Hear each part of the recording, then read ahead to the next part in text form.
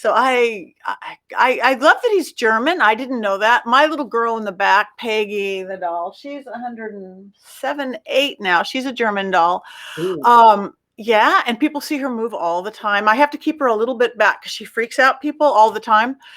She was sent to me by a girl who saw me with Peggy the doll on a ghost adventure show, doing a seance with Peggy, who this was before anybody kind of knew who she was, but she'd given 2 heart attacks.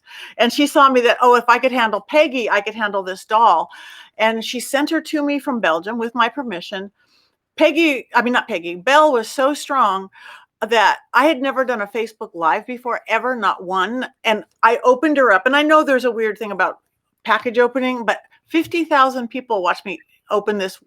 It's never happened since, never happened before, but this doll just drew in all these people. She was dark. She had a really dark energy, which I didn't let the sun set. I got that out. It's like, because she had made this girl's hair fall out for 3 years and her kid's sick, and I don't have enough hair as it is.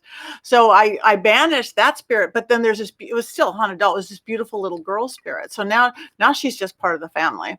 So I just love that you have the doll, Robert. This one over here, I mean, this isn't Patty Show and Tell, but we're talking dolls. She's not haunted. She's absolutely not haunted. She was sent by a friend who knew I had this doll thing, and she kind of looked like my world.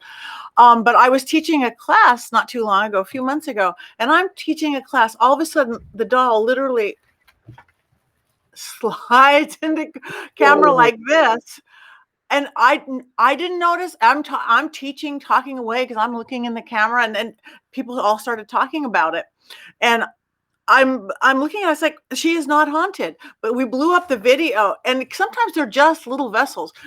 We blew up the video, and a big whole orb of light came out of my bookcase over there into the doll, through the doll, and just moved the doll. She's still not haunted, but she likes to sit here. She hasn't moved since. But that's so amazing. That's what I think. After the Annabelle movie came out, everybody started collecting haunted dolls. And, I almost put air quotes around it when I say haunted dolls, because I don't believe they're all haunted, but I do think they're great vessels. And you go back, and you go back to Africa and to Egypt and to China. You go way back, and dolls were vessels where they'd use them to call the different gods down to teach the children about the different gods. So I do believe a lot of dolls do act as vessels, and we have the spirits around us. As you know, there's so many spirits that we don't know their names. We don't have an article of their clothing or anything to relate to them. We don't even know what they look like.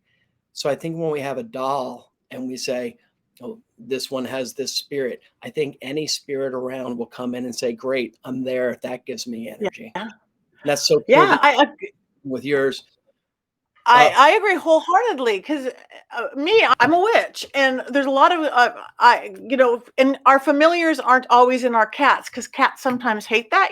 No, sit down, we're doing magic. I'm a cat. No, I don't want to. In traditional British craft, they would put your familiar in like a statue, like a skull statue, not a real skull, just a skull, because it has eyes and ears and nose, and you could breathe into it and listen to it. So we do it with statues and idols and dolls all the time. And if you were a loose wandering spirit of some sort, you could go into a water bottle or something, a doll that has eyes and ears and hair. It's a no-brainer.